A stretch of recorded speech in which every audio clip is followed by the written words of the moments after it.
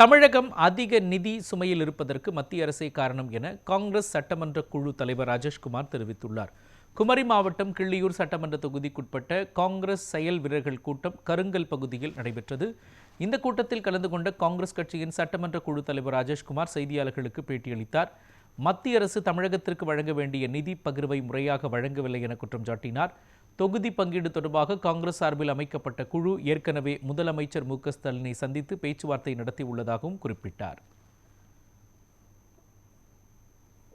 அதாவது நான் மகளிர் உரிமை தொகை அந்த விடுபட்டவர்களுக்கு அந்த 1000 ரூபாய் கொடுத்துருக்காங்க. திருப்பி இப்போ அதாவது உங்களுடன் ஸ்டாலின் என்கின்ற அந்த திட்டத்தின் மூலமாக கிடைக்காதவங்களுக்கு எல்லாம் நிறைய பேர் கொடுத்துருக்காங்க.